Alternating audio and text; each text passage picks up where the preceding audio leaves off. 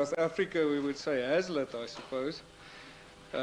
Professor Hazlett, or Hazlett, is a specialist in the fields of regulation and public policy, antitrust law and economics, finance and applied price theory. He is visiting South Africa as a guest of the Free Market Foundation of Southern Africa.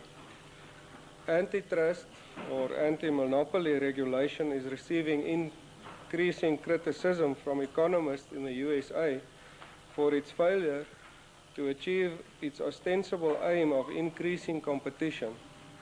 Dr. Hazlett will speak on this perceptual change, which has very important implications for South Africa. The specific topic of his lecture tonight is the question, is antitrust anti-competitive? Dr. Hazlett, please.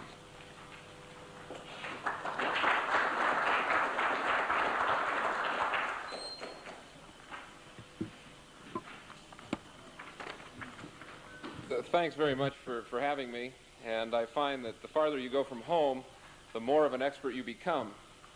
And I was down in Cape Town last week and gave a talk to the press club, and I'll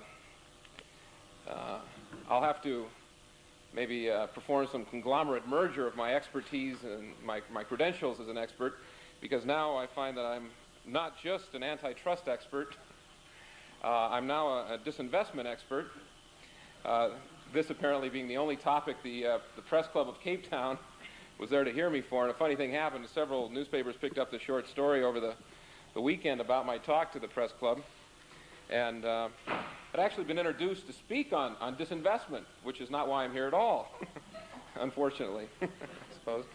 And I said I would be happy to answer questions, but I'd like to talk about competition and monopoly, which is something I actually know something about, and or at least I have a signed PhD thesis to indicate such. And at any rate, there was one question in the question and answer session that led to the following story that was in several newspapers over the weekend. Disinvestment won't harm South Africa, says expert. Now, almost everything I said about disinvestment was in this brief article, and I really do admire the honesty of the reporter who, at the bottom here, says his topic yesterday was the operation of the antitrust laws in the country. His only reference to disinvestment was in a brief answer to a question from the floor. So now I'm not allowed to answer any more questions on disinvestment, which is probably quite fortuitous for people who really want to know something about it. At any rate, I'll proceed forth, and I do have the understanding, having been in the country now for almost a week, that things are different here in South Africa, and sometimes there are costs associated with things being different. In Cape Town, I actually was in the worst traffic accident of my life in my, 4 days there. Car that we were in went right through a red light, and there was quite a bit of contact. Fortunately, everybody has survived, but I felt very badly about this incident. I saw the whole thing happening. We were 4 of us in a car, headed up to a talk at the University of Cape Town, and here we came to a red light. And I was gripped by terror sitting in the back seat. But that's not unusual for me, because I'm, first of all, you have to understand, driving on the wrong side of the road. And almost every time I get in a car in this country, I'm gripped by terror. And not knowing if it was me or the driver that should be reformed in his views, said nothing. Seconds later, we were in the middle of a very decisive crash, and I would have felt tremendous moral responsibility had anybody in the car, least of all myself, been injured by this collision. Fortunately, we all walked away. But anyway, I don't know what the moral there is, except it's costly to be in a different country. I've been asked to speak on the question of industrial concentration, and I've written a paper for this occasion called Is Antitrust Anti-Competitive? I understand that antitrust, an anti-monopoly policy, on the other hand, a pro-competition policy, is a topic of some debate here in South Africa. And I think it might be interesting for individuals in this country to perhaps take a look at what's happened in the United States, because we have a much different environment I also, by the way, think the United States investigators might really learn something by coming to South Africa. It's simply a tremendous laboratory here to be able to talk about things like free market cartels in the cement industry, free market monopoly in the beer industry. Things of this nature have been outlawed in the United States for the entire decade of the entire century in which we live. And so this seems to me to be a very fertile ground for study for American economists. But let's reverse roles and talk about what's happened in the United States. The initial question we'd like to address here today, I think, is simply the question, is big bad? The straightforward answer, of course, is for you, yes, for me, no. And this has generally been the position of the government, particularly the government of the United States, with respect to bigness. Big government is good, but big business is bad. And we've had a very aggressive antitrust policy for most of this century, coming out in favor of breaking up, deconcentrating many major industries in the country. As a matter of fact, the feeling became quite widespread in American jurisprudence. In fact, that efficiency was no defense for industrial concentration. And if I could read from you the classic decision stating this position so clearly, the 1945 Alcoa case decided by the United States Supreme Court. Alcoa had been found of being in possession for nearly 4 decades of sole producer status of aluminum in the United States. During this time, they had made about a 10% rate of return, which the United States Supreme Court found to be about an average rate of return for American industry during this time period. Despite this, they were convicted of monopolizing the aluminum industry. And if I could just quote a brief passage from Judge Learned Hand's decision in this case, "It was not inevitable that Alcoa should always anticipate increases in the demand for ingot and be prepared to supply them. Nothing compelled it to keep doubling and redoubling its capacity before others entered the field. It insists it never excluded competitors, but we can think of no more effective exclusion than progressively to embrace each new opportunity as it opened and to face every newcomer with new capacity already geared into a great organization having the advantage of experience, trade connections, and the elite of personnel." On these grounds, and because Alcoa had done such a monumentally successful job of undercutting through costs and price all competitors into the field, and mind you, there were some major conglomerates, and particularly the J.P. Morgan interests, major capital investment into this market that failed to crack the Alcoa monopoly during the years in which Alcoa was accused of monopolization. On these grounds, the grounds clearly of efficiency, Alcoa was divested in a deconcentration policy which brought 3 additional aluminum companies into competition with Alcoa. And perhaps even more importantly, Alcoa was served notice that should it sell too many tons, should it charge prices too low, should it be too effective in routing its competitors, it would stand nearly convicted in the eyes of the American jurisprudence system of monopolization and anti-consumer, antisocial behavior under antitrust law.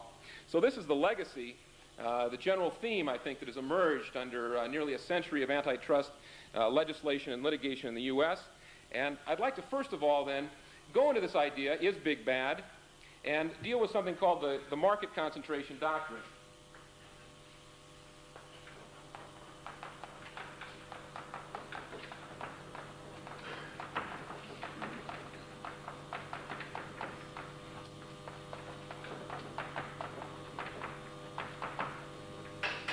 The market concentration doctrine was the research paradigm that came about in the 1930s and 40s. Professor Mason at Harvard University was a leader in this field, and perhaps Joe Bain, an American economist, is most famous for promoting this concept.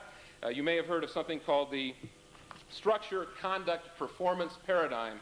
Structure, market structure, how concentrated is an industry, will determine conduct. How efficiently will these performers in the marketplace actually do in terms of pricing their products at marginal cost? And finally, performance. Do we have an optimal performance of this market? Is the market performing well from the consumer's standpoint? Well, the whole prejudice, of course, of the market conduct performance paradigm, as it's been called, is that market structure is given. Somehow, in some markets, for some unknown reason, we have high concentration.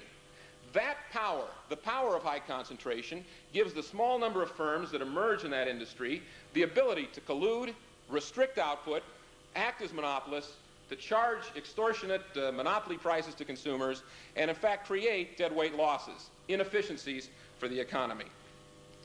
Now, the very interesting prejudice, theoretically, of course, of this school was again that market structure was given. Firms did not compete with one another, with efficient firms winning large market shares. Structure was just a priori the case. Some industries had it and some industries didn't, and there was not an efficiency explanation that was involved here. Once that structure was given, of course, this gave the small number of firms, soon to be called oligopolists, rather ominous sounding name, the small number of firms the ability to collude, restrict output to suboptimal, that is sub-competitive levels of output, and to raise prices above competitive levels, hopefully for the monopolists or the oligopolists, to monopoly levels. Well, did these individuals that were believers in the market concentration doctrine have any empirical support? Well, in fact, they did. In fact, there were a rash of studies. Don't mean a plague of studies, just in a positive sense, a rash of studies appearing in the 30s, 40s, and particularly in the 50s and early 60s that found a correlation between profits and concentration.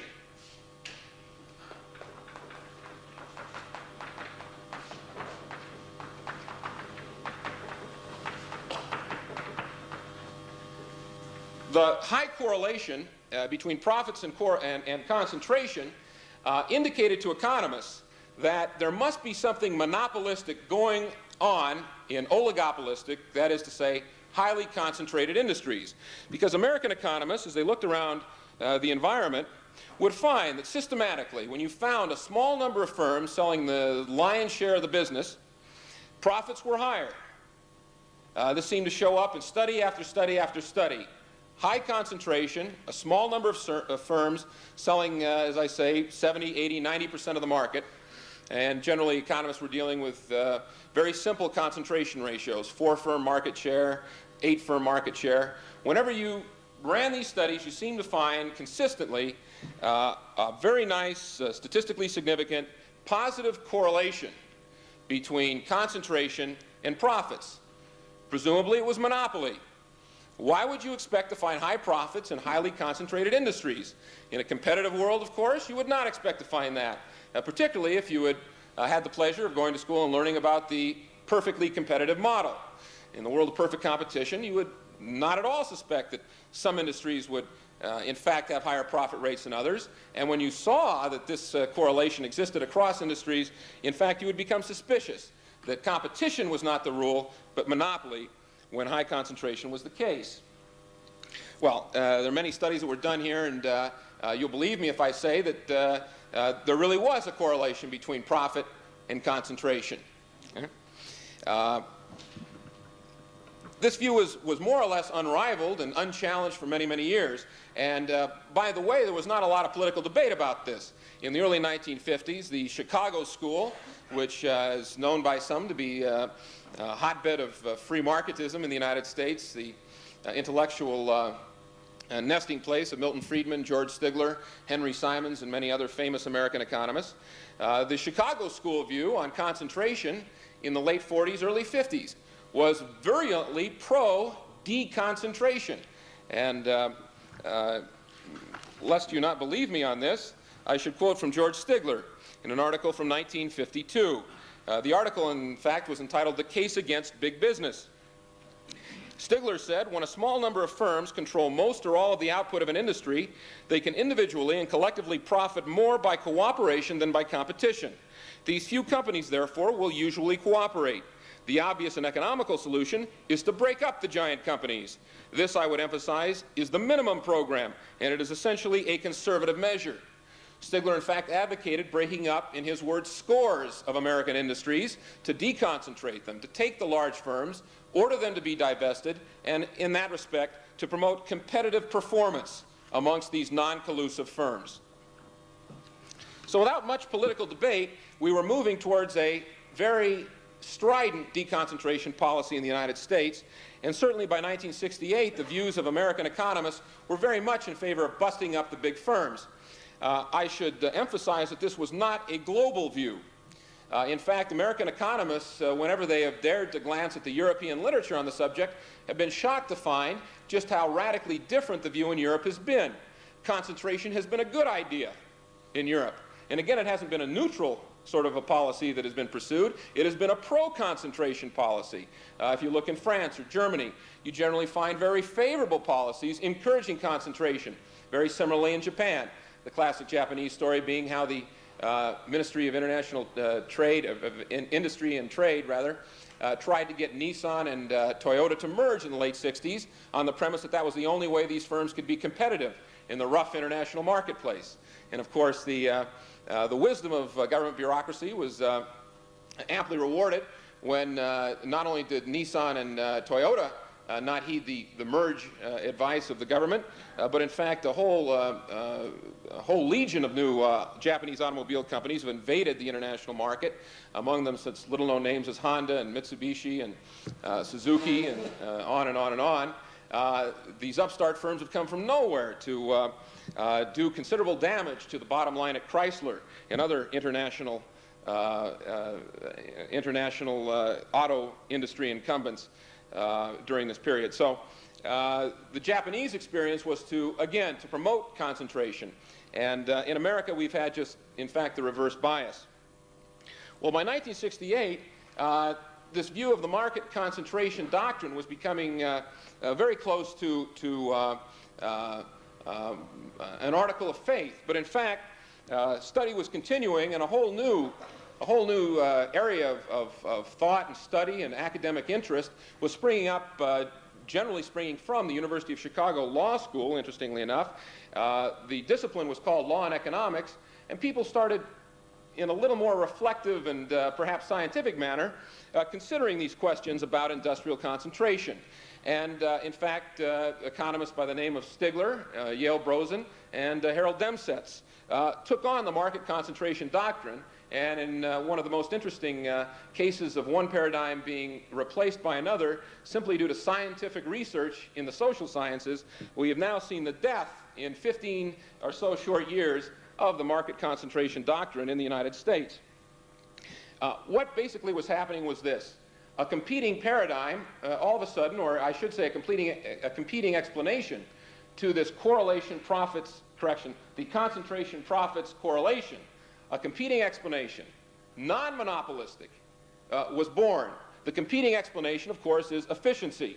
There may be a concentration between profits and high concentration because of the efficiencies brought to highly concentrated industries by large-scale efficient producers. By exploiting scale economies, some firms jump out in front of other firms. This tends to concentrate those industries. And in fact, at one point in time, you can see a correlation between high concentration and high profit. Well, Harold Demsetz published what I believe is the most devastating paper on the market concentration doctrine in the Journal of Law and Economics, 1973.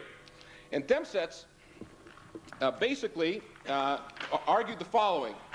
If, in fact, collusion, monopoly restriction, market power is responsible in highly concentrated industries for raising industry profit, you would expect that within that industry, within that highly concentrated industry, big firms and little firms would both have high profits. So Demsetz wanted to look at profits across firms within these so-called monopolistic markets. Okay? And this was a very interesting idea because here, for the first time, somebody was trying to separate the hypothesis that this profits concentration correlation was caused either by monopoly or by efficiency. The efficiency idea had never been tested. And Demsetz now had a statistical test for figuring out a way to differentiate. Was it efficiency or was it monopoly? Well, what happened when Demsetz looked at these highly concentrated industries that were showing high monopoly profits? And as soon as I find the numbers, I'll share them with you. Even for U.S. Industries, for the year 1963, this is the share of business done by the top four firms. and we look at industries in progressive order of their concentration. If the top 4 firms are selling 10 to 20% of the market, we find a profit rate, pie for profit, a profit rate on average in these industries of 8.8%. Get a little higher concentration, top 4 firms doing 20 to 30% of the business. Demset's found an average profit rate of 8.4. 30 to 40.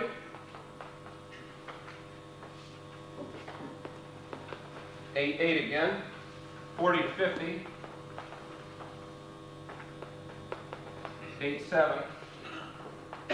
Top 4 firms doing 50 to 60% was 8.4. And over 60%, these are the highly concentrated industries now, 11.3. Now, this much was arguably evidence for the market concentration doctrine. That is to say, the monopoly explanation of the high concentration, high profit correlation. This is basically the way the numbers have been coming out for 25 years worth of research. If you looked at industries on the basis of how concentrated they are, you find this upward slope here as you get increasingly concentrated. Now, you may be a little skeptical here because it doesn't really matter how much concentration you get until you get highly concentrated. And so you get nothing here. Okay?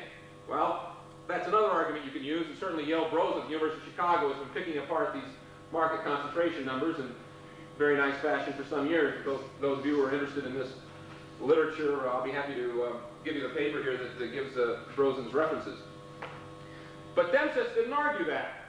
He came up with numbers that were very similar to what had been, as I say, in the literature for 25 years, and that is, when you look at all these ranges here, you do see a correlation, particularly in these highly concentrated industries, between concentration and profit. Now, the interesting thing is, where does this 11.3%, this statistically significant supra-competitive profit, where does it come from? In looking simply at these high concentration industries,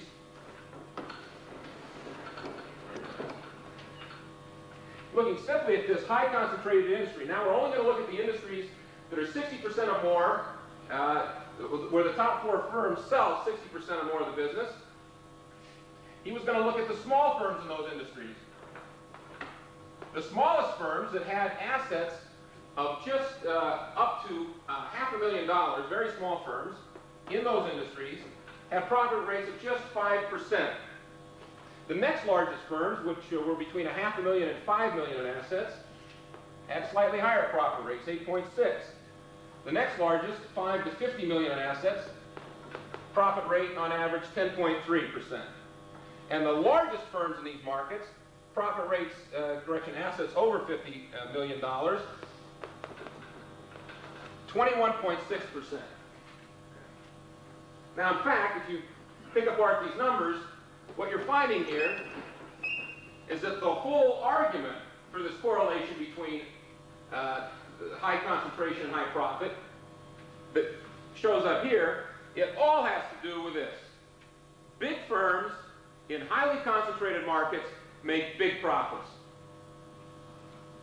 Well, what does that mean? Are these big firms acting as monopolists?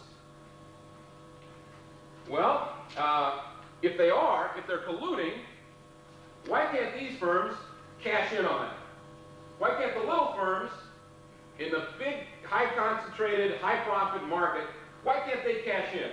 As a matter of fact, very simple demonstration from micro theory is that if you are a little firm not restricting output in a market dominated by big firms that are restricting output, and your costs are the same as the big firms, then you're going to make a higher return on your assets. Why? You don't have to do any of the output restricting. You can, in fact, free ride on the output restriction done by the big firms. Okay. So this was very compelling evidence here that there was some efficiency explanation. These big firms were making high profits, not just compared to little firms elsewhere in the economy, but compared to little firms in their own market.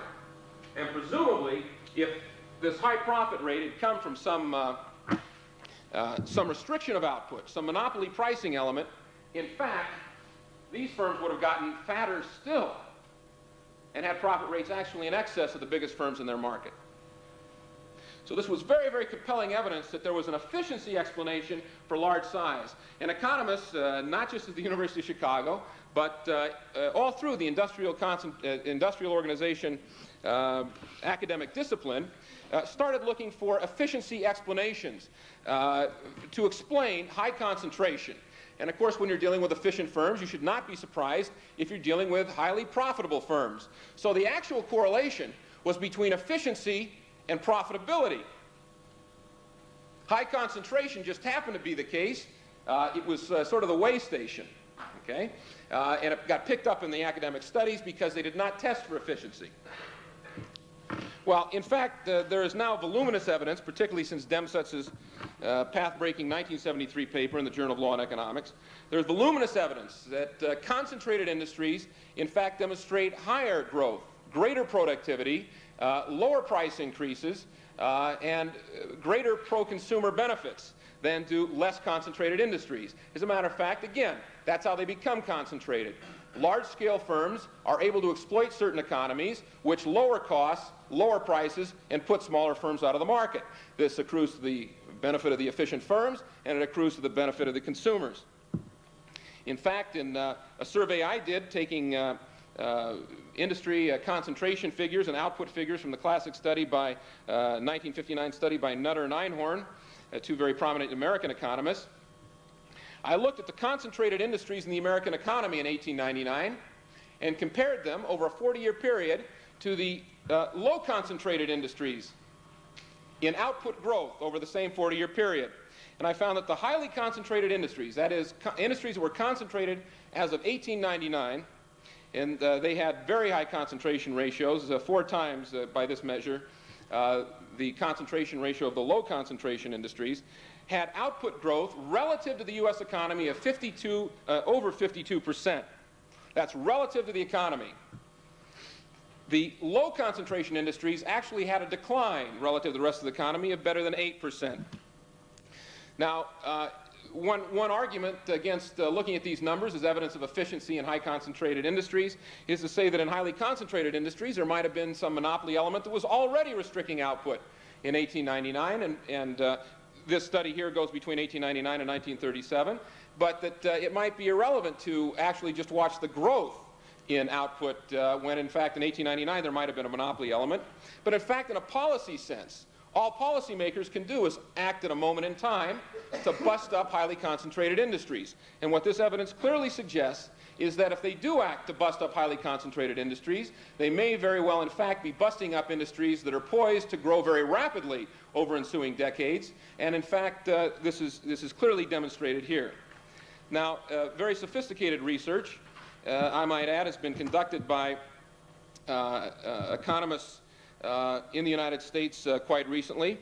I'd like to share with you perhaps just the results of one more, and his name is Stephen Lustgarten at the City University of New York.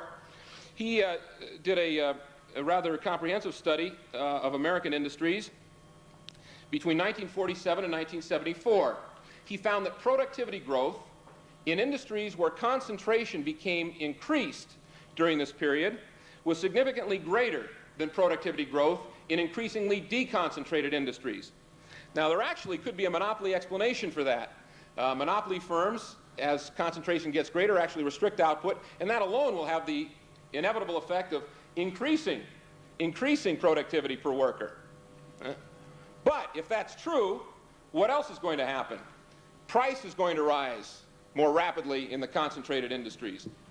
I should say the increasingly concentrated industries. And in fact, just the reverse happened. Price rose less rapidly between 1947 and 1974 in the American economy in industries that became increasingly concentrated.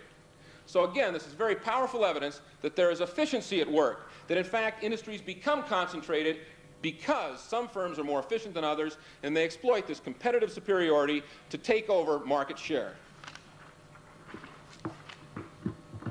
Well, in retrospect, I think American economists should be somewhat embarrassed about their initial excitement over this market concentration doctrine.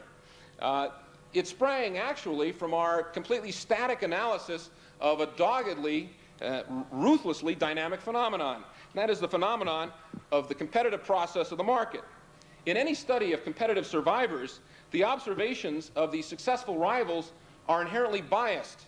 You don't see what firms got lost in the shuffle on the way to competitive superiority. So you're going to be looking at a very select group that, in fact, is unrepresentative of the sample as a whole. How did we adjust for this finally? Well, right here. Demsets is 1973. These are the uncompetitive guys. Too bad.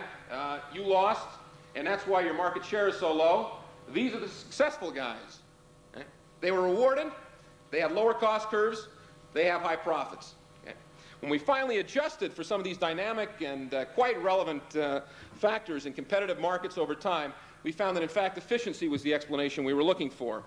I like to quote Thomas Sowell on this, talking about our bias in only looking at successful survivors. He says, to generalize about any group from the experience of its successful survivors alone is often to miss the whole point of the process in which the group as a whole is involved. Using such an approach, one could, for example, prove that no one was killed in World War II. Well, if concentration is not a bad thing for consumers, generally speaking, and of course I speak now about open markets where government does not erect barriers to entry, please do not construe this as some sort of a defense of South African Airways, which I oppose scientifically and passionately as a passenger, having already had 2 traumatic run-ins with them in my very short experience.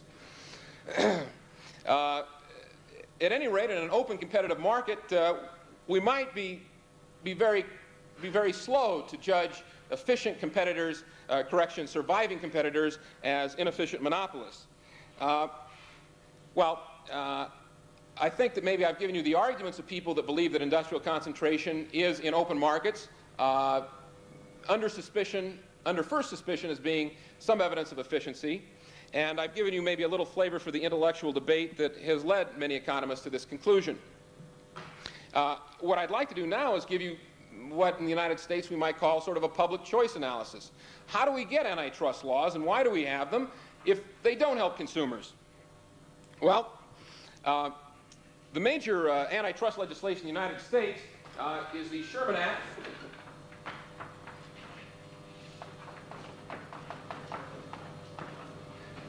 The Sherman Act of 1890, and basically Section 1 of the Sherman Act was the anti-cartel provision, and Section 2 was anti-monopoly, and it continues to be the most important antitrust statute on the books in the United States today. Why did we get the Sherman Antitrust Act? Well, in my mind, there were basically 2 reasons, and actually I have a paper on this in case people would be interested in the origins of the Sherman Act, how it came about. In the Congress of 1890, there were some concerns about the trusts, large-scale industry, and the question of monopoly. Why were people concerned about monopoly in the United States in 1890? The Economist tells us that monopoly is a problem of restriction of output. Monopolists taking over industries and either collusively or through some predatory means, excluding competitors, restricting output, raising prices to consumers. The American economy in 1890 seemed suspiciously innocent of such behavior. In fact, prices were being dramatically lowered all through this period, between 1870 and 1900. The consumer price index generally dropped by over 50%. This is while nominal wages rose. So the standard of living was being more than doubled during this 1870 to 1900 period. And the proof really is in the pudding. Millions upon millions of immigrants were coming to the U.S. economy, unschooled in the language and untrained in the skills of the industrial economy, to take jobs in this tremendously expansive industrial machine. This was the time of the greatest real growth in the history of the U.S. economy. Why, at a time of such tremendous economic expansion, would monopoly be an issue? Well, I think many economists have been led increasingly to look at the problems, political problems, that inevitably occur in an age of rapid economic growth. And certainly in 1890, there was not just sort of horizontal growth, but vertical growth. That is to say, vast new technologies were completely supplanting old means of doing business. The transportation system, the communication system. For the first time, the U.S. market was available to large, efficient national marketers as never before. Suppose, if you will, the following thought experiment. You are a Savannah, Georgia grocery retailer. Savannah, Georgia, for those of you who have not been there, and I proudly count myself among those, is just a place way out in the middle of nowhere, close to a birthplace of a former president who shall remain nameless. But at any rate, suppose you were doing a nice grocery business and selling prices at a fairly good pay, was at a fairly nice level, and making competitive returns, or maybe a little higher than competitive returns, but given the scale of the market, nobody comes in to take this business away from you. And then the railroad comes through, and then they put in the telegraph, and all of a sudden, you're faced with competition from a national retailer selling standardized products sold out of catalogs. You can get spare parts for them anywhere in the country, in the case of durable goods. All sorts of items now are going to be available to consumers through this standardized, efficient, national retailing chain at prices 30, 40, 50% below what you can possibly hope to sell them for. Well, this is a problem. And you've basically got two choices. One, you can meet the competition by, in some way, yourself integrating into a national chain. And in fact, local monopolists have integrated themselves many times into trade associations, loose organizations, or even very, very tightly merged organizations to meet such international or national competitors. The other thing, of course, you can do is you can run to the United States Congress. And the great thing about representative democracy is that for a modest campaign contribution, a congressman will listen to just about anything. And in fact, in 1890, congressmen were willing to listen to quite a lot, because there was something else that Congress was worried about and had to worry about finessing its way around that, in fact, might be solved by similar sort of legislation. That is to say, legislation that might sort of soften the blows of competition, might also help a small political matter.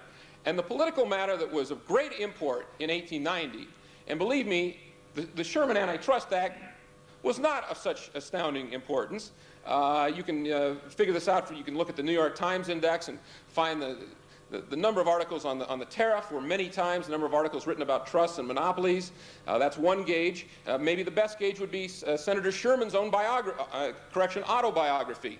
In his own autobiography, Senator Sherman, and certainly this is his most famous piece of legislation, only spent a very few pages on the Sherman Antitrust Act, and spent approximately 10 times as many pages on the McKinley Tariff Bill, which he called the most important piece of legislation in front of the 51st Congress, that is 1890.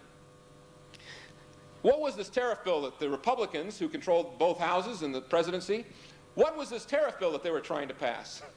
Well, it was an important piece of legislation because it was the highest tariff in American history.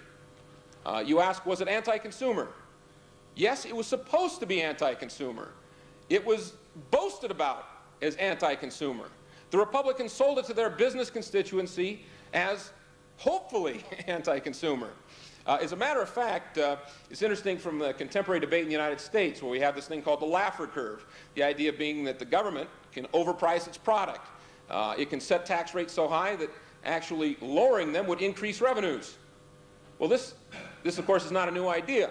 And to show you one good example of the Laffer curve in history, the problem revenue-wise for the U.S. Congress in 1890, the government was running about a 13.5% surplus.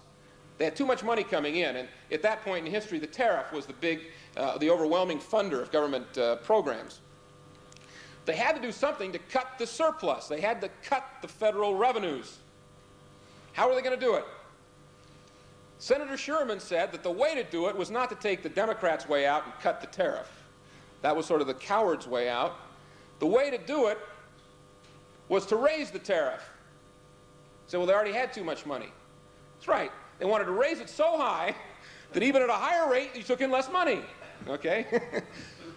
So Senator Laffer, or correction, economist, or Professor Laffer, he's now running for the Senate, has had antecedents in the United States Senate arguing just reverse, of course, the tax should be raised to lower revenue. The idea being that you really do want to protect American industry. Believe me when I say that Senator Sherman and his Republican friends were protectionists. This was a problem politically, not just for all the obvious reasons that it's anti-consumer, but for the reason that to the extent trusts, monopolies, cartels, and so forth were an issue, they were an issue in relation to the tariff. The Democrats, the New York Times, which was a Democratic newspaper, all the opposition had made it very, very plain that the way to get at the trust was to lower the tariff. If you don't like the prices charged by American business, open the market to international competition. It's a very straightforward argument. And as a matter of fact, economists today could be very, very happy to live with that. And if you do get a copy of my paper, I cite Lester Thoreau, our preeminent left economist in America today, who would just like to do precisely that. Eliminate antitrust laws simultaneous to an elimination of tariffs and quotas against foreign imports. Let free trade, international free trade, be our antitrust policy. This is precisely the pro-consumer argument Democrats were making against the Republicans in 1890. It was hurting the Republicans politically, and they had to do something about it. And so in July of 1890, with only one negative vote in the entire United States Senate, passed by a voice vote, didn't even bother to count hands in the House, they voted in something called the Sherman Antitrust Act. It wasn't really expected to have much effect. It wasn't much debate on it. It was the opening shot in the debate on the tariff. Okay?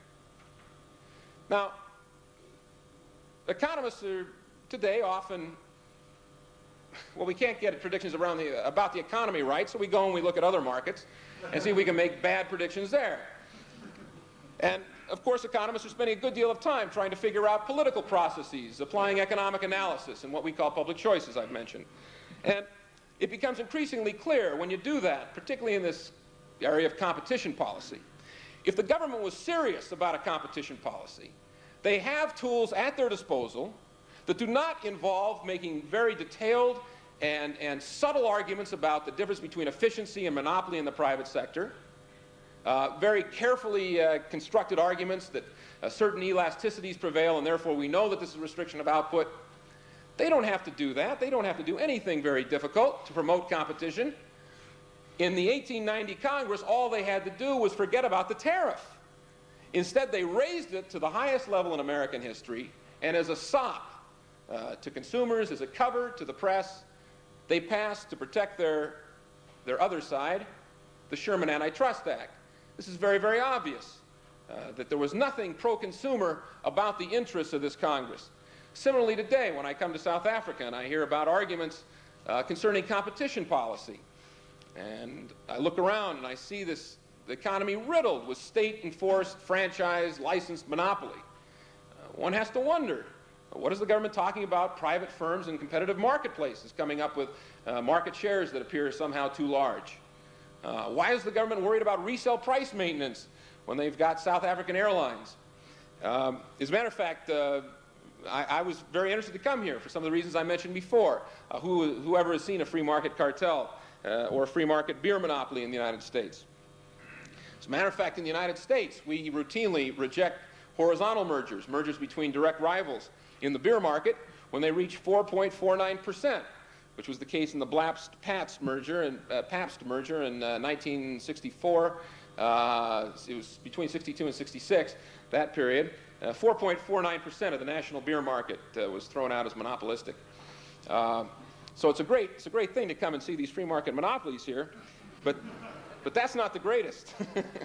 The greatest thing, we learned about this, as a matter of fact, at UCLA in graduate school. We were told by Professor George Hilton, who's arguably the greatest train expert in the United States. He served on 4 presidential commissions dealing with train regulation and so forth, and an expert on transportation economics and regulation. And in his public utilities class, talking generally about regulating things in the U.S., things like telephones or electric companies or gas companies. And at one point he stopped and just said, well, you know, these really aren't monopolies. You don't really understand monopolies just looking around what you see here. If you understand monopoly, try traveling from one city to another in South Africa. And his claim was that the only real serious monopoly that had really been conscientiously put together anywhere in the world was the South African transportation system. And apparently if you go from one city to another in South Africa and want to let somebody else do the driving, you have a monopoly price confronting you. There are no substitutes. So, in fact, here you're faced with a very interesting policy decision, and that is, do you want to do something about competition? An additional comment that might be very straightforward is, it seems very, very interesting for an economy that is as small as the South African economy in comparison with the U.S. to worry about market share as any sort of a criterion, even in horizontal mergers. If you've got just such a small pond in such a large international pool, why not look to tariff policy as your competition policy? Why not look to that international marketplace as the relevant market? This would seem to me a very straightforward sort of analysis. And to the extent that competition policy focuses on very subtle arguments concerning monopoly versus efficiency in the private sector, I would be eminently suspicious about the real pro-consumer or public interest intentions of such regulators or bureaucrats. In fact, the state has at its disposal the ability to eliminate wholesale bottlenecks in the South African economy.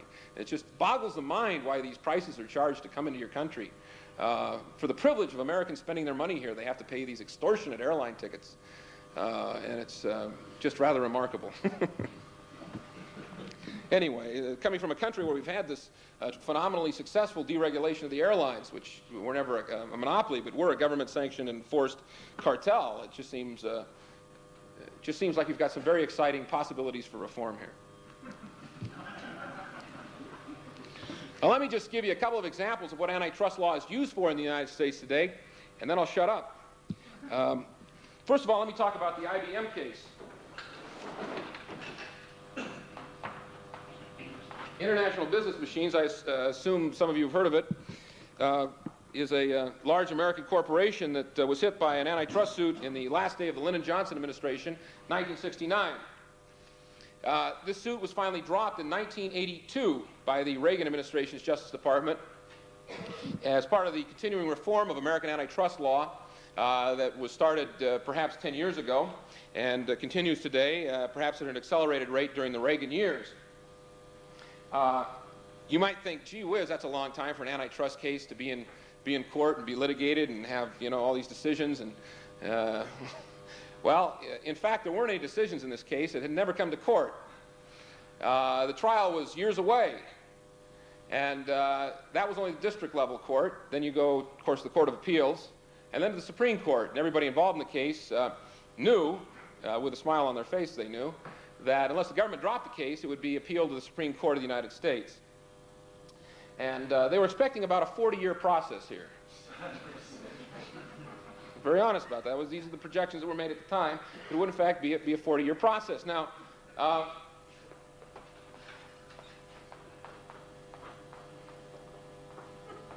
little mathematics for your economic seminar. The year 2009 is a long way away from the 1961 to 68 period in which IBM was accused of monopolistic practices.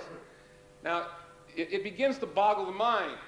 Here, a court in 2009 divesting IBM, if there is an IBM, in some fashion, perhaps, maybe compensating consumers who bought computers at monopoly prices or with monopoly agreements in 1964. You really do have to be a certain kind of idealist to be able to appreciate the pro-consumer element here. And in fact, this is more than just a plaything. There were tens of billions of dollars expended in the defense of IBM, and very fortunately, many of these millions were spent on economists, including a very famous economist, Franklin Fisher from MIT, who has now written a book called Folded, Spindled, and Mutilated, about the enormous costs laid upon one corporation as a result of this insane lawsuit. So insane, the government ended up not even being able to prosecute it. Well, I shouldn't really say such nasty things about government cases because at least they did drop it. And they may be ornery if we start attacking too vigorously. But these costs, and perhaps $100 million in litigation expenses that have transpired over this time period, I don't really know how much the government expended and what the net cost to society is. But that's just the tip. The real cost to society is the sort of rules that this kind of litigation inspires and produces for the participants in the economic process. You'll notice that this period of the lawsuit, 1969 to 1982, was one in which IBM continued to do very well, but something very interesting happened towards the latter years here, 76, 77, 78, on up through 82. A couple of kids in a garage decided they would take over IBM's business in home computers. It was the only way they were going to be able to buy a sports car and make a couple $100 million for gas money. And in fact, while Apple and dozens of replica computer firms came out and put out these home computers and have just created a billion-dollar industry and all sorts of overnight millionaires in the Silicon Valley section of California, which is a very nice place to visit in case you haven't done so. IBM more or less sat on its hands. And why? Well, for the very predictable reason that IBM was accused of monopoly. And in fact, IBM's decision was a very complex one. In a relevant business sense, what do you want to do? Do you want to sell another unit, or do you want to get busted up completely? And so they had this tremendous trade-off. Well, they sort of limped their way to 1982, and finally in January, the antitrust suit was dropped. Literally within months, the IBM Corporation came out with a whole new line of computers called the IBM PC, followed by the IBM PC Junior, which has been a tremendous flop in the marketplace. But I should say that the IBM PC, its successors now the XT and the AT. Hopefully I have an XT waiting for me when I go home, just having gone in the market myself. That these computers are tremendous innovations to the market. If you're really a computer expert, you're not going to buy one. That's just parenthetical. I bought one because I don't like being on the frontiers of science. Like being somewhere close to civilization, and buy one of the old models that you'll be able to service because you know that IBM's going to be around and so forth and so on. But at any rate, finally, by the late days of 1982, IBM had had enough of these zit-faced kids taking away hundreds of millions of dollars of their profit every year. And they decided to do something about it by offering consumers the high-quality IBM name and the high-quality IBM products that this firm was able to deliver. And thank God the antitrust litigation allowed the consumer to make his choice over whether or not IBM would be offering those products in the marketplace. Only when this case was dropped, only when IBM felt that monopoly was no longer a crime, was vigorous competition allowed in that market. This just has, in my eyes, a chilling effect on firms trying to carve out market positions, progressive firms, firms that would be able to rout their competitors.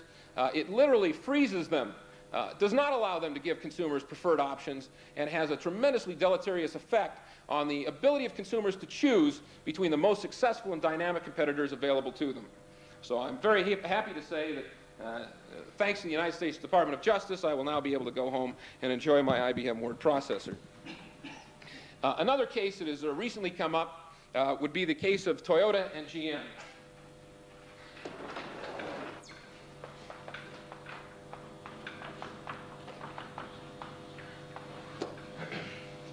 Another couple of firms that you probably have heard about, the largest and third largest auto manufacturers in the world, decided to put together a joint venture.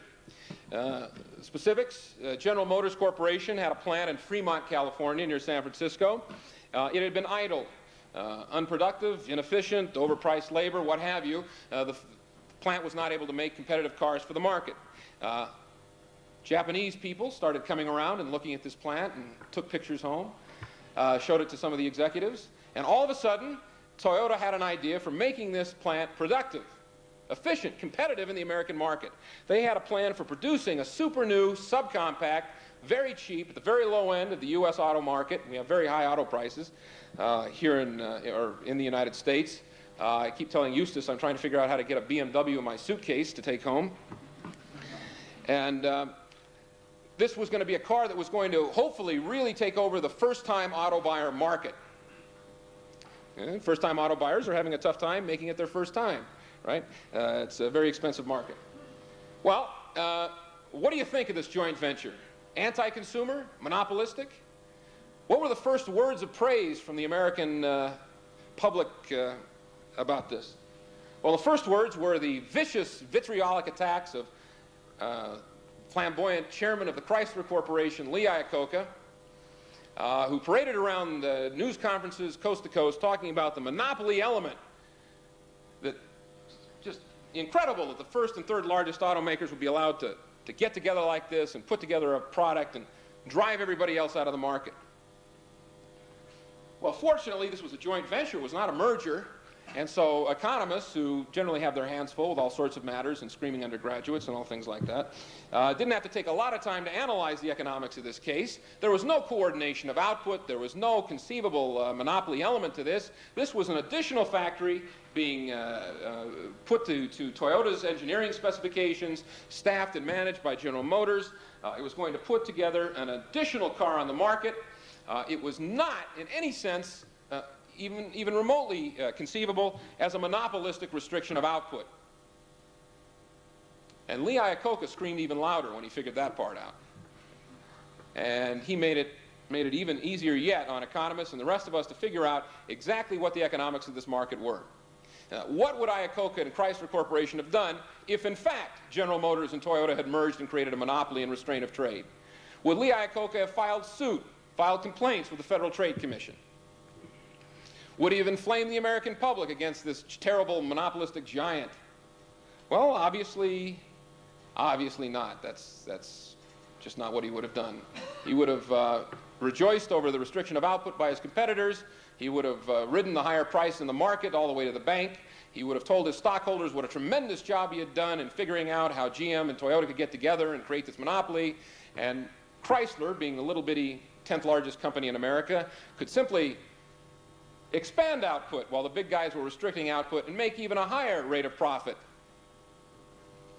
Well, this is the nice, firm, clean, cool economic analysis that can be applied to the Chrysler reaction to the Toyota-GM merger, joint venture. Iacocca did go to the Federal Trade Commission, one of two public agencies in the U.S. charged with prosecuting antitrust violations. The economists in the Federal Trade Commission said no, and they said no a second time when a second complaint was filed by Iacocca. And finally now in the courts, in a private lawsuit, and private individuals and private corporations do have standing to sue in U.S. courts under antitrust law. Iacocca and Chrysler Corporation are pursuing antitrust litigation privately against the Toyota-GM merger and asking damages against them in the tens of millions of dollars. And of course it's trebled under U.S. antitrust law. Whatever he wins will be multiplied by 3. Now, as I say, we're very fortunate for this kind of analysis because this is just the sort of output restriction that antitrust has given us. I'm not talking about Toyota and GM. I'm talking about Chrysler restricting output. This is the anti-competitive sort of reductio ad absurdum of antitrust law in the United States, that a competitor should be able to go to court and file suit against a superior competitor. This is obviously, in any analysis, an output increasing, price lowering, pro-consumer sort of combination in the market.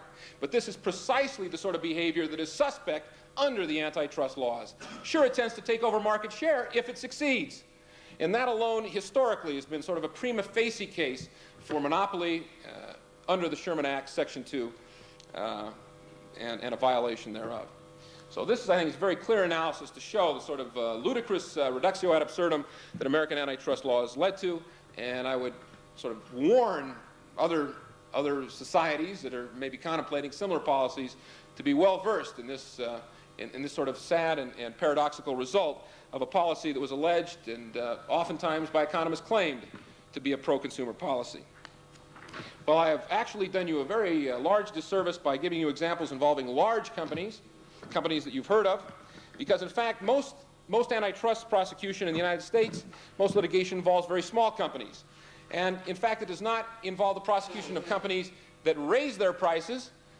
Similar to the Toyota-GM situation, involves litigation against companies that lower their prices. The legacy of Robinson-Patman, this is the 1936 antitrust law passed in the United States during the midst of the Great Depression.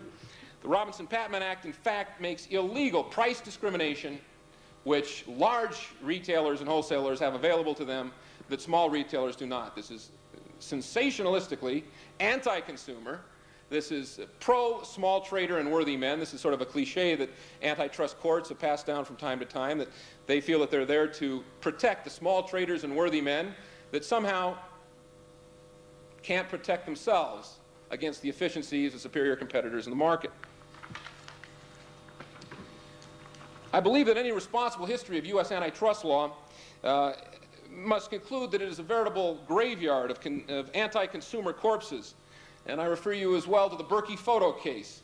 It's the case in 1972 when Kodak brought out the fabulous Instamatic pocket camera with the easy-loading film cartridge, the kind for people like me that whenever they got a 35mm thing, they take 36 pictures and then stand by the trash can to unload the film. It comes out like this. This great instant loading Instamatic camera just takes great pictures. I'm sure all you have seen these great pictures they take. It's embarrassing, again, when you try to take one of your 35mm and you actually do get it to the developer and it comes out a lot worse than your $22 camera. At any rate, in '72 when Kodak came out with this thing, they committed the following offense. They came out with a camera and they came out with a film. Berkey sued, got $100 million, just a little less than $100 million in damages by a district federal court because they had not told Berkey Photo, this is a competitive filmmaker, they had not told Berkey Photo that they were coming out with this new camera and what the specifications were for them to make the film for it.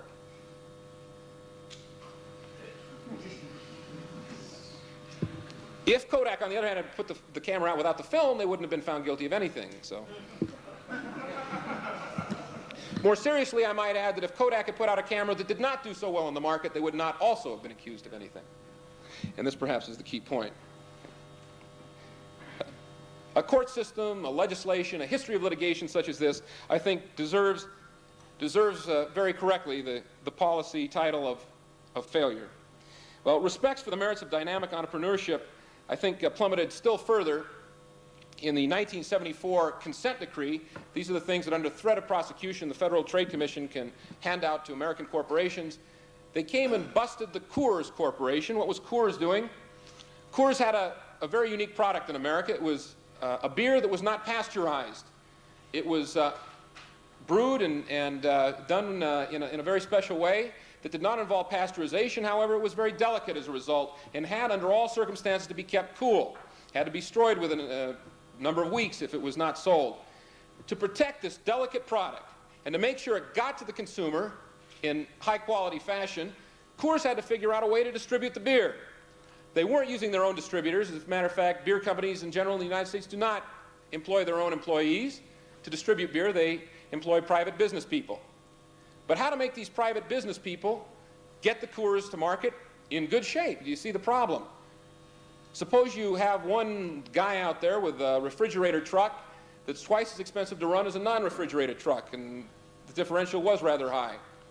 And they decide, well, I really don't want to go to the expense of refrigerating all this beer. I'll take it to market as is. And the consumer picks it up and tastes it, and it's flat. I don't want any vicious comments about all American beer being flat. Believe me, we can tell. Matter of fact, Coors, which is a very nice light beer, has now come out with a Coors Light, less calories.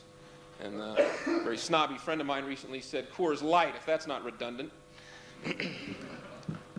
Anyway, Europeans are constantly complaining about this. But at any rate, it may be light, but it is cold. And that's the way Americans like it. We see the marketing problem. If the individual distributor decides to, well, get a little sloppy with a Coors beer, no big deal. Consumers stop buying Coors. But they stop buying all Coors, not just this distributor's Coors. And the distributor might just pick up some Budweiser, or some Castle, or just as for scientific reasons, I've been tasting all of these local brews. And the problem was quite evident. There was what we call an externality or a free rider problem, where the distributor could in fact ruin the reputation of Coors, not ruin his own reputation, and go merrily along doing business. To prevent that, Coors, in rather ingenious business fashion, instituted a very strict system of resale price maintenance, fixing profit margins for distributors. In fact, Coors distributors had the highest profit margins in the industry. It was very logical that they should. They had to deliver the highest quality in the industry. They had to keep their products refrigerated at all times. But the other part of this was not that the Coors Corporation was being nice and giving away all these big fat profit margins to their local distributors. They also had a 5-day termination notice. And people from Coors would go around and snoop. And if you got caught not refrigerating the beer, it was adios. 5-day notice, which to me sounds very harsh. I believe anybody should give you more than 5 days notice, just on sort of civilized grounds. But this wasn't civilization we were talking about, it was beer. And Coors had this strict policy that everybody wanted to get into that market, and believing there was a waiting list they created, and this is a nice little example of a market-created shortage. There were not enough distributorships to go around, surplus of distributors. But they fixed that profit margin such that every businessman wanted to get into that market, and once in, nobody wanted to blow it by lowering the quality of Coors beer. Was this a successful program? Without advertising, without television advertising whatsoever, and this is phenomenal for American beer, Coors was the #1 seller in all 11 western states where it was sold. Okay? It wasn't sold in any more than 11 states because they couldn't guarantee the quality into the 12th. And as a matter of fact, this became part of American folklore. If you lived in the West, you'd try to take a 6-pack of Coors back to the East when you went. And the Burt Reynolds movies that you may have seen parts of on South African television. I say parts of because I caught one the other night. And I noticed that one scene was, my favorite scene was quite a bit shorter, as a matter of fact. And, famous scene in Risky Business. It was quite a bit shorter than it was on American screens. But you may have seen this Smokey and the Bandit movie with Burt Reynolds where he's taking the Coors back east on a race. And this became part of American folklore that was only sold in 11 western states, but it was the 4th largest selling beer countrywide. Well, as a reward for their dynamic entrepreneurship, selling the most pro-consumer beer in the market, the Coors people were hit with millions of dollars in litigation fees, and finally this consent decree that completely annihilated their distribution process. They now have to pasteurize their beer. They now have to market in an altogether different manner. You will now see Coors sitting out at room temperature in liquor stores all over America, and it just doesn't taste as good to the real light beer connoisseurs of America. But that's sort of the ridiculous legacy of antitrust legislation in the states. I believe that there is every evidence that the laws that we have passed, such as the Sherman Act 1890, the Clayton Act 1914, Robinson-Patman 1936, and the Sullivan-Kefauver Act of 1950, were intended by their very nature to strike at the efficient. I believe that the Sherman Act was in essence an ineffectual political vote, by and large, to cover the United States Congress on the tariff question. And that was the real monopoly issue. Even more opaquely was this Robinson-Patman Act, opaquely anti-consumer and protectionist. In fact, the Robinson-Patman Act has been called very commonly the anti-Sears-Roebuck Act.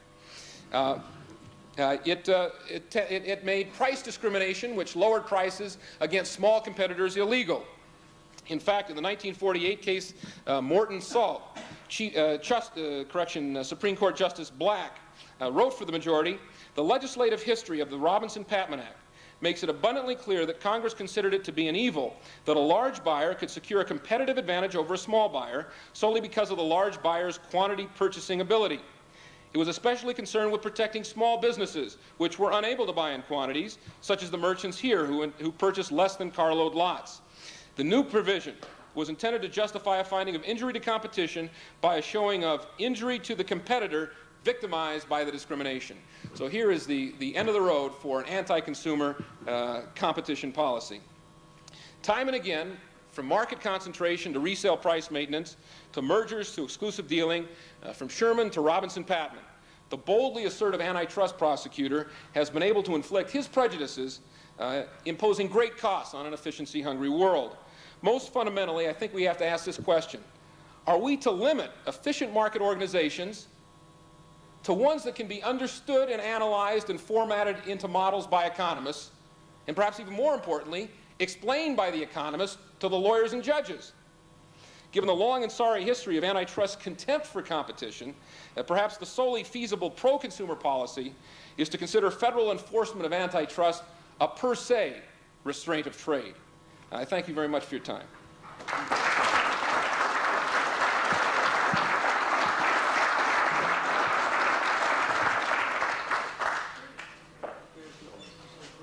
Sure. answer questions or react to comments if there are any. Yes. There's a fairly significant move in this country and others towards privatization. In this country, more talk about it than in other countries. But very often one is faced with a problem as to how to privatize a particular sector of the market. You refer to this as South African Airways, for example. Is there any way that economists can predetermine the split that should be introduced? In other words, what would the natural or the market force sizes of firms be? Do you sell off SAA to the population in a shared basis, or should you sell off each airline on an individual basis, or whatever? Yeah, see, the problem is that no, I believe the market should decide what efficient scale is. And the only way that that can happen is through this competitive process where you have a conscious pro-competition policy, if you want to put it in these terms, to eliminate barriers to entry created by the government. In terms of selling off an industry, I think that the plan, and unfortunately I think some of the Thatcher administration's policy in England is run amok to some extent on this, the plan should not be to make money. The real losses to society with South African Airways have very little to do with the inefficiency of the airline system itself and the efficiency that would be brought if you had residual claimants, that is to say stockholders, gaining profit from more efficient operation. The real problem with South African Airways is that there are barriers to entry. And you see a problem in privatization when you talk about selling off the airline to make a few billion rand, or whatever you could get for it. If you sell it off as a monopoly, you're obviously going to make more money. You know? But that's not what you want to do from a pro-competition standpoint. You want to just get rid of it. Now, if you're worried about how to sell it off, you might very simply just take a two-step procedure on that. First of all, eliminate all entry barriers. Okay? Now, South African Airways is still going to be worth something because they've got planes and assets and all sorts of rude personnel that I've spoken with.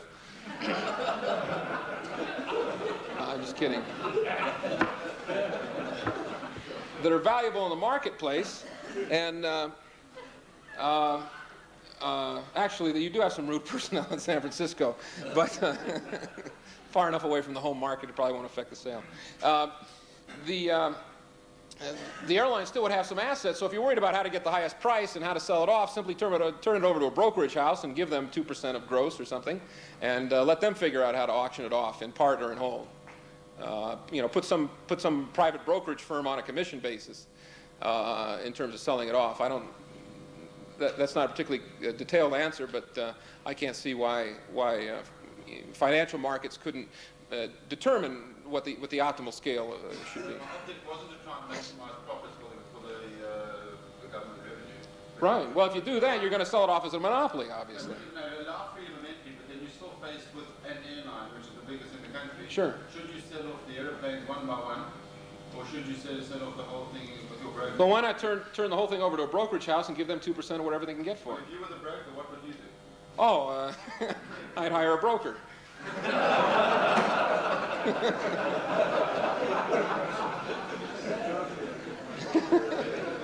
I certainly wouldn't ask an economist. No, but there are markets out there that are very efficient at coming up with prices for these things. Although given the relative exchange rates of the rand and the dollar at this point in time, I imagine that a very good policy that would be hard to beat would simply be sell off its airplanes to United Airlines. It'd be hard to imagine being so efficient that you could actually make that much money in this market. You know, I should say on this thing of privatization that the one market that I study more than any other in the United States is a market of cable television, which apparently is not widespread in South Africa. But cable television is come in a big way in the United States, and now instead of having 3, 4, 5 channels to watch on television, people have 50, 60, 100 channels to watch, which is very dissimilar from my hotel television, although the test patterns are very nice, really. Some of the best test patterns I've seen.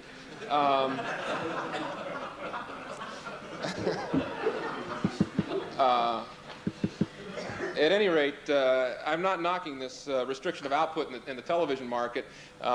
Anybody who's subscribed to cable television knows what a dramatic decline in productivity you experience when you subscribe to cable television.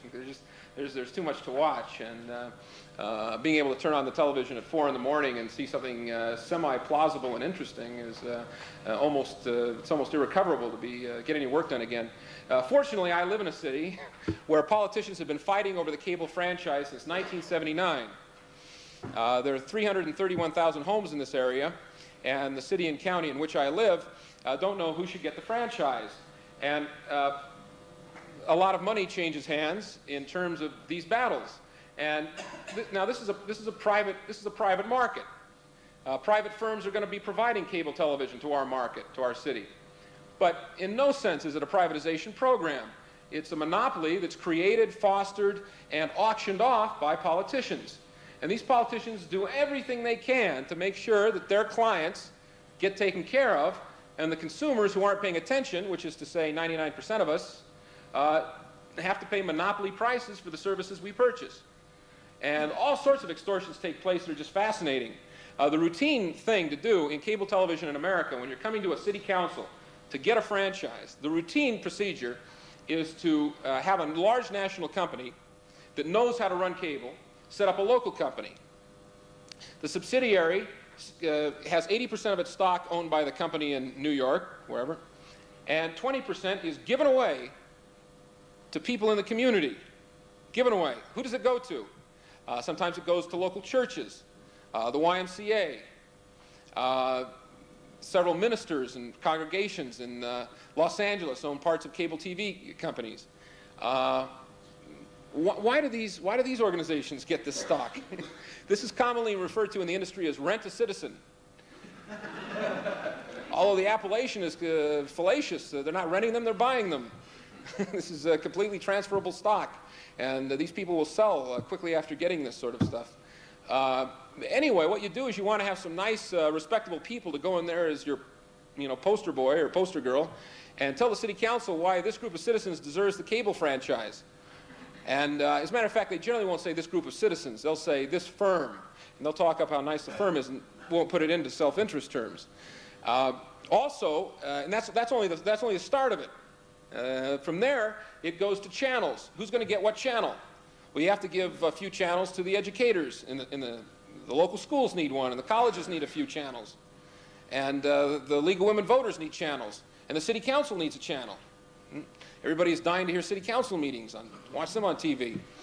And so forth and so on. I saw one system, it's not at all atypical, 54-channel system in Los Angeles. 24 or 25 of the channels were devoted to what's known as public origination, local origination, public access programming. Now, this is stuff, believe me when I say this is stuff nobody watches sober. This is, no sober person has ever watched this. This is unbelievable stuff. It's, in America, the three major networks have trouble programming 3 24-hour networks. And they come up, in terms of original programming, with only a few hours a day.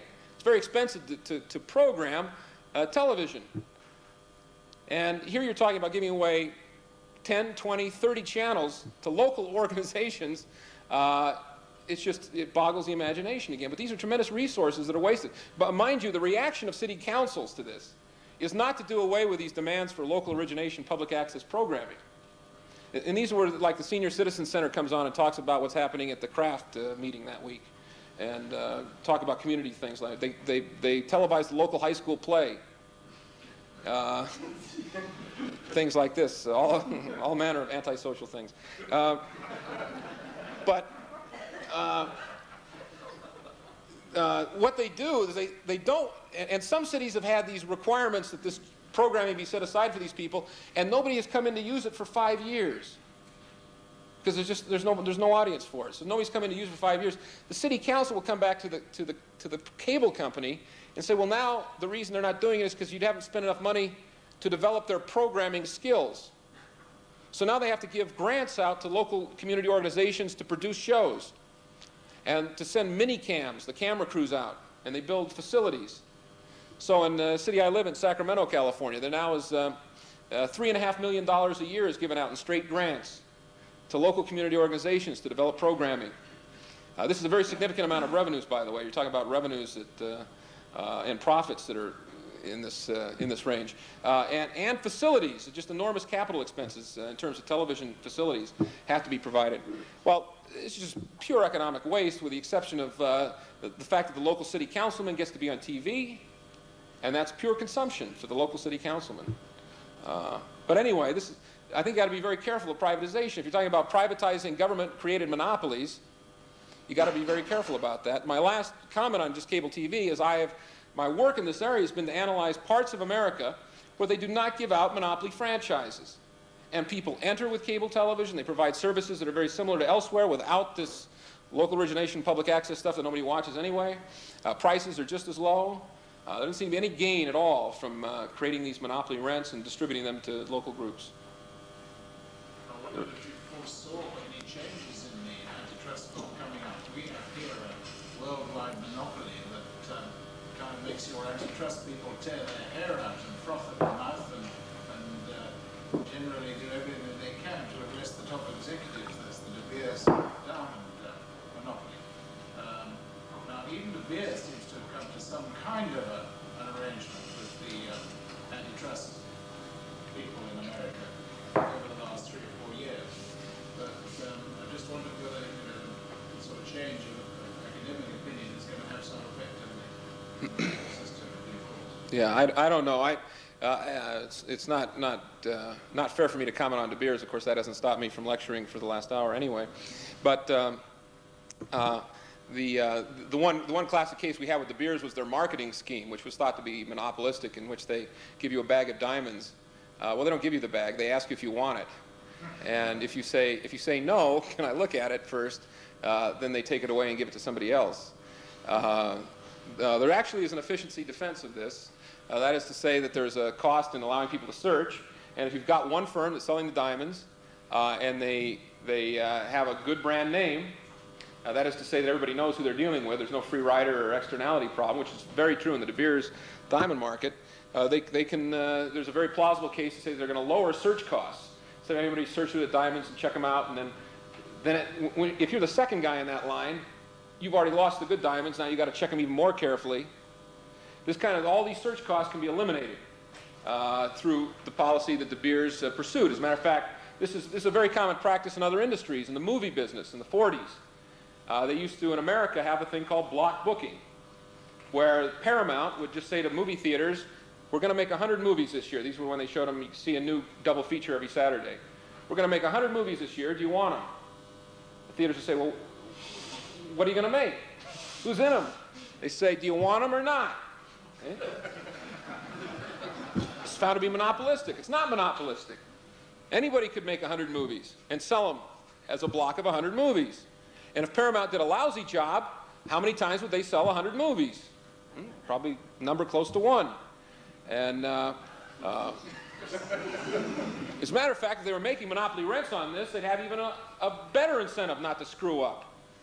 So the idea that this marketing arrangement was itself evidence of monopoly is just not true. It was evidence of efficiency, but of course it was not so found by lawyers in an age when not even economists understood it. Although from that statement you maybe can discern my hierarchy of intelligence. Anyway, with De Beers, I don't know. I think it interesting, however, that antitrust people should be concerned with diamond monopolies. I suppose there are industrial uses that have effect, but if you were writing a satire of what well-meaning bureaucrats might end up doing without realizing that it was not helping the cause of consumer efficiency in a relevant sense, it might be to spend time worrying about diamond monopolists. With that, I don't know too much about it.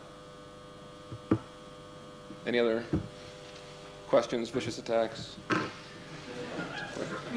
Yes? I'm a little bit concerned that you should go back to America, thinking that the castle you drank came from a free market monopoly. Okay. Inform me. Sure tasted like it. We do, in fact, have very strict legislation on liquor retailing. So that, in fact, that anybody who tries to come into competition with SA breweries has to pay an enormous premium in order to get into the retail marketing business. They can't find the outlets where they're. The There have been several cases where this is... And who establishes these? What? Who establishes this The deal? government establishes them, which I'm sure you'd agree with. Okay, get rid of those, Yeah. which we all agree with. But it brings me to the case that you've got on the board there, where you have this size, increasing size of the business with increasing efficiency. But there are such things as economies of scale which run out. And if governments put in barriers to entry, it's very easy for them to shift that optimal size higher and higher. And in an economy as small as ours, I think this is happening very regularly. It might also have happened in America. I don't know about your economy to do that. But is it possible that when they discovered that those companies with 60% plus, so the big ones have got very high margins, that in fact they were looking at industries which did in fact have fairly significant barriers, obstacles put in the way of small businesses? One thinks of things like emission controls in the motor industry. Well, yeah, but that could be true across, in any of these categories. Yeah. And what we were looking at is that this stuff had lasted, all these across-industry studies. Sure, you say economy, the profits could be correlated with barriers. Well, that's obviously true, but why would they be? Why would that be more true of highly concentrated industries? Why wouldn't all industries have that? Well, the same study is done on the Oh yeah, I just gave you the last. You just took I just gave you the last row. Yeah. But in fact, if you took the group that was, say, 10 to 20% at the top, would you have also found that? Yeah, you don't find it as much. Yeah, I've got the numbers. As a matter of fact, it's in the paper that. I see it. Okay. Yeah, it's in here. But in fact, the pattern isn't as marked there. Right. But I should say this, that the real correlation here, to be honest with you, if you look at the numbers, was large firms, the top firms in concentrated industries, were showing you, it went off the scale, 21.6. And that is what was responsible for these, the continuing correlation between high profit and high concentration. There's been a lot of work on this, and there's a lot of work to do, looking at, is it efficiency or is it monopoly? And there are all sorts of papers waiting to be written, and I hope you're, thinking of new topics to write. There's certainly a lot of work left to be done on that. And barriers to entry is a very good topic. Unfortunately, it's hard to formulate a barriers to entry argument. Demsetz, in another important paper in 1982, basically demolished the barriers to entry criterion. Unfortunately, for all of us who talk about barriers, theoretically, we're talking nonsense now. If you want to, I'll give you the citation in the American Economic Review. But we used to think that barrier to entry was something an entrant had to pay that an incumbent who's already producing didn't. For example, taxi cabs in New York City. If you've got a medallion to be a taxi cab driver, and some guy wants to enter and be a taxi cab driver in competition with you, well, you've got a barrier to entry. You've got the medallion and he doesn't. So Stigler defined this. A cost to the entrant is not a cost to the incumbent. But the cost is equal to both parties. As Demsetz pointed out in this 1982 American Economic Review article. If you own that medallion, how much does it cost you to use it? It costs you just as much as the other guy when you consider the notion of opportunity cost. But if it's a once-off payment, which is equal for the small and the big chap, like take one that I mentioned of the research into emission controls in motor cars. It costs the same amount for Chrysler to do it as it did for GM to do it. So GM could spread it over a large number of motor cars. Oh, okay. And a very small motor car that would have wanted to come in couldn't have justified paying it. Well, yeah, but you still got this. How do you explain this? Here's a medium-sized guy. He can afford to do it, can't he? But it's an example of those things. It would explain why that graph is so steep going up. If you raise the operating and opportunity costs, you're going to have murder at the margin. You're going to knock out the propensity of smaller firms, maybe first the 5% and then the 8.6%. You're still going to have that phenomenon, but amongst bigger firms. Okay, but it's still efficiency. You're still getting lower cost curves as you expand out. It's still efficient. It's not monopoly. To put a very simple example, if you were to say that every baker in the country had to pay $100,000 a year license fee to the government, Yeah. that obviously would knock out all the little ones, but not the big ones. And the little ones would become marginal. Because the large number of loaves of bread you're doing, the easier it is to get rid of that cost. Yeah. And that's what's happening with a lot of these barriers to entry. In fact, they are once-off hurdles. And they're big enough hurdles for the big chaps to clear. The big guys are still more efficient. Big enough to stop little chaps climbing over. Okay. I mean, they're still more efficient. They're able to spread the price over more units and they have lower costs. It also takes out the competition, which enables... Yeah, okay, but that's true across all manner of concentration. And, you know, it's an additional argument you could make, but it's still efficiency in this context. The larger firms will still have lower costs. And that's why they're making the bigger... Not necessarily. Sure, they have a higher scale, which gives them lower costs. You're saying there's a fixed cost that's very high. Take that bread example one further. Maybe if it wasn't there, there'd be enough little chaps to wipe out all the big ones.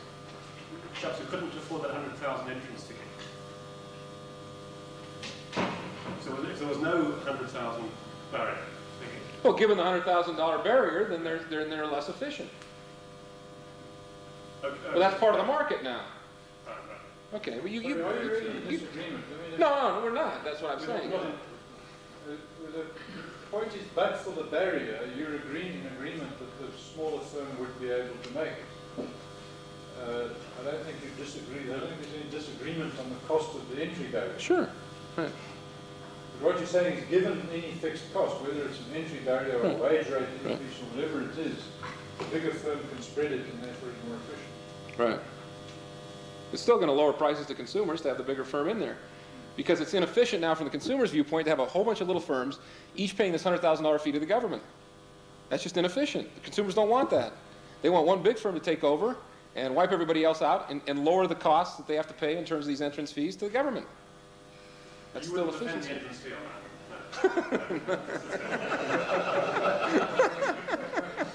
So we are. I will defend any barrier that doesn't destroy this argument. Yes, okay. Well, you said earlier that Alcoa had 100% of the market and 11% profit. 10%. 10%. How does that... Well, this was for 1963. Fortunately, Alcoa had been slayed by the federal government by this time. They actually had 90% of the newly produced aluminum market. 10% was foreign competition. They had 60% if you included resold aluminum. In other words, a large part of the market was aluminum they had already sold, was out there that got reconstituted every year, which is a nice idea. And they had only a third of the market if you use some other market definition, which I think took into account maybe some competitors to aluminum. On the grounds of having 90% of that market, they were found to be a monopoly. They were not divested. What happened is that this was at the end of World War II, and Alcoa had built a number of aluminum plants for the war effort, and they auctioned these off to companies other than Alcoa. Alcoa was not allowed to bid on these firms, on these plants that they had built. Right. So they set up more or less 3 corporations to compete with them.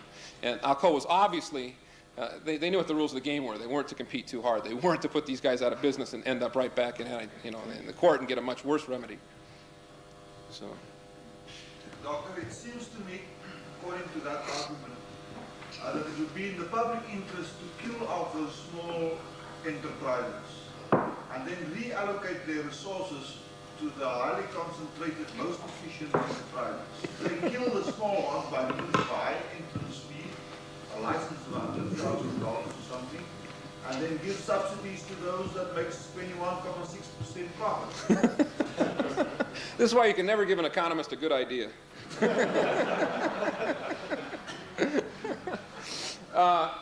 No, there's no argument that's true. If it's efficient for the big firms to buy up the little firms, let them merge.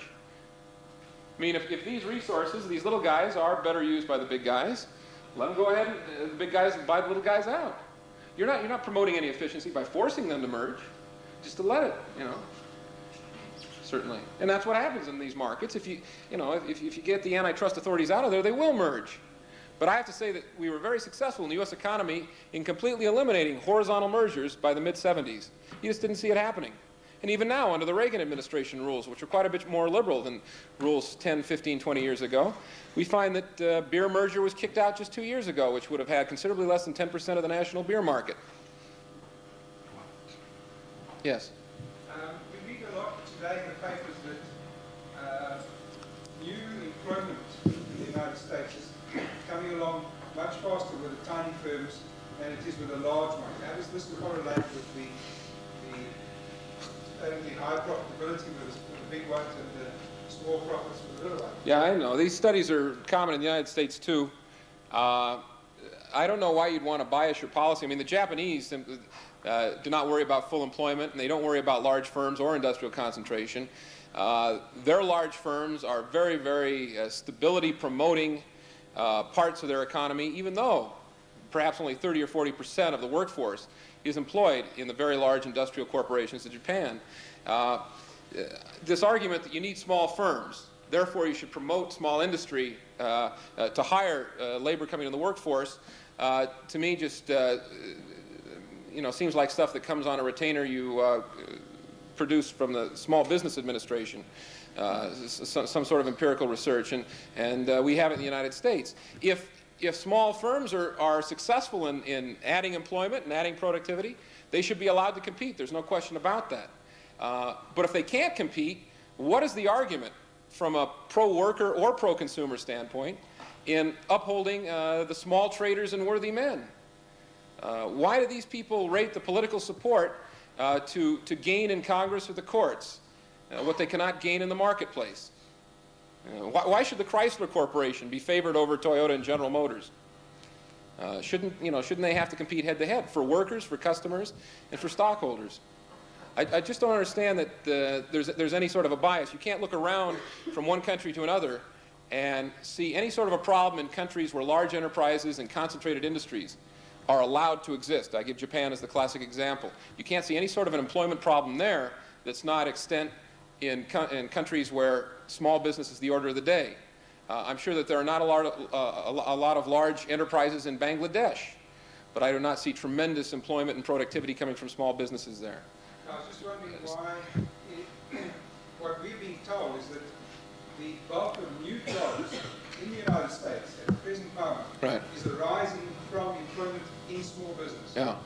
And I wondered why it was that way and not the other way. Why isn't the bulk of new employment being created by the bigger companies who have larger profits? Yeah, the larger companies tend to have higher capital investment. They tend to have much greater productivity per worker, and smaller firms tend to be more labor intensive. And in a time of expansion, the smaller firms, for that reason, may in fact add considerably more to employment growth. But you do not want to route your total productivity picture by constraining the large firms from growing where necessary, certainly. And I also might add that a very progressive pro-small business policy would be to allow small businesses, once they gain a part of the market and become part of particularly a highly advanced, technologically sophisticated market, to merge with the bigger firms in that market. You obviously improve the performance of your capital market. If you tell capitalists, look, take a risk on this company. If you establish it, if you make it go, if you get off the ground, 18 months from now, we'll sell out to IBM. If your resources can be purchased by other firms in the market or in other markets and conglomerate mergers, that represents a whole new range of buyers for your capital. And capital is much safer, obviously, when it has a whole new range of buyers than when it doesn't. So I think a pro-small business policy would be to allow small firms and owners of small firms to sell out, merge, whatever, with whatever firms that they can economically associate with.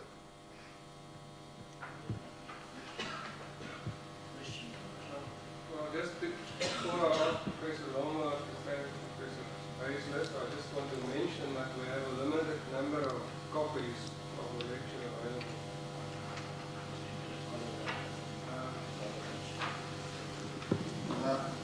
Mr. Chairman, ladies and gentlemen, I was really beginning to enjoy myself this evening when this little note came along from Professor Lubisani that I had to thank Professor Hazlett at the end of the lecture. And then I had to start concentrating on some serious business. It made listening to Professor Hazlett a little bit more energy consuming. But we do thank him in the first place for putting across a point of view in an extremely entertaining way. If it proved nothing else, it certainly proved that whatever case you have, if you've got a good marketing technique, you're going to carry your audience with you at least until they get to the next lecture.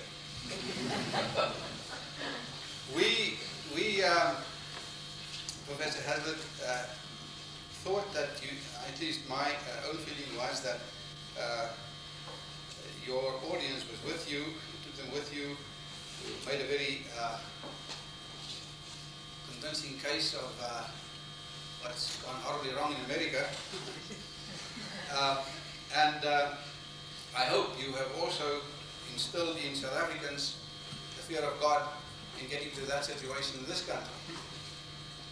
Actually, we haven't got to that stage, despite your experiences with South African railways. That's not very typical of the rest of South Africa, I should imagine.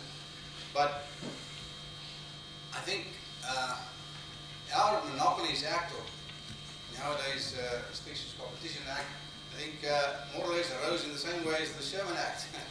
It was a sort of a sop for not really looking at the matter properly.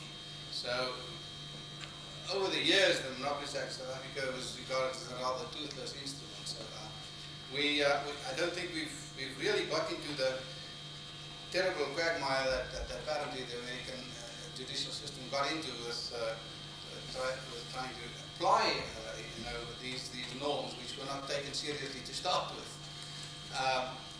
It seems to make a lot of work for jurists and for lawyers in America. Our lawyers have enough work trying to avoid taxation and so on. So they're not looking for another captive market at the moment. It's not. We in South Africa have a different problem, and the gentleman over there just mentioned it.